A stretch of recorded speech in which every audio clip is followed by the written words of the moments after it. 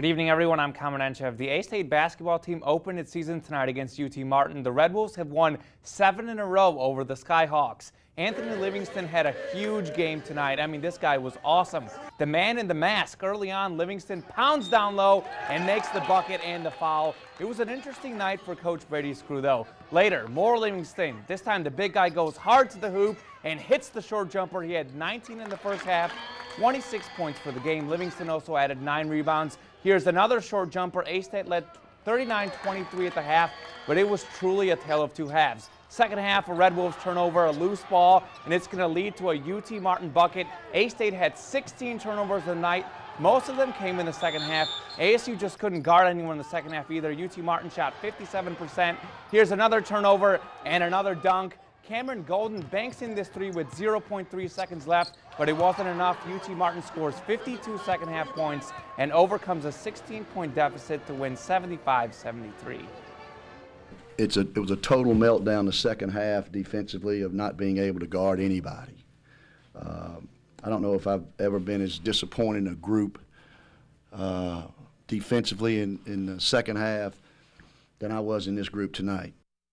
To football, Blaze Taylor was named the Sun Belt Special Teams Player of the Week after 104 punt return yards, which included a 61-yard return and a 38-yard touchdown. The CFPA also named Taylor its National Punt Returner of the Week. And how about this? The CFPA named backup quarterback Stephen Hogan as an honorable mention punter of the week.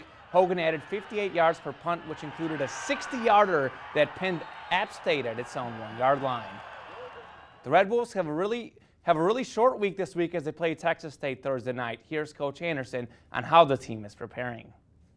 Meetings and walkthroughs today. We'll get a good hour's worth of mental work today in both the meeting room and another hour walking through schematically what we're going to do to attack them. Tomorrow will be a normal practice. It will not be padded. It'll be helmets only. So we'll get the speed of play, but we won't have any collisions. I mean, at this point in the season, collisions are overrated, and we really can't afford anymore. And then we'll get a very limited practice on Wednesday morning, more of a mental practice than anything, and it's time to play. And there was a big baseball trade today between the Cardinals and the Braves. Shelby Miller and minor league pitcher Tyro Jenkins will go to Atlanta. Jason Hayward and reliever Jordan Walden will come to St. Louis. Miller was 10-9 last season with a 3.74 ERA. He's 26-18 with a 3.33 career earned run average. Miller was the 19th overall pick in the 2009 draft. Meanwhile, Hayward was the 14th overall pick in the 2007 draft. He hit .271 with 11 home runs and 58 RBI last year. He hit a career-high 27 home runs in 2012. Hayward's also a 2-time Gold Glove winner.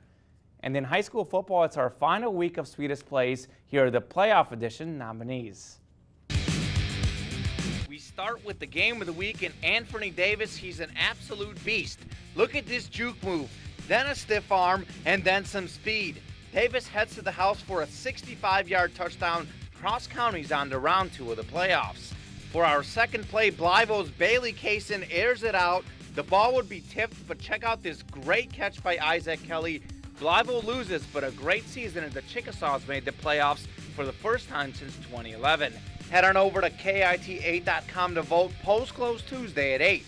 You can see the winning play that night on Region 8 News at 10.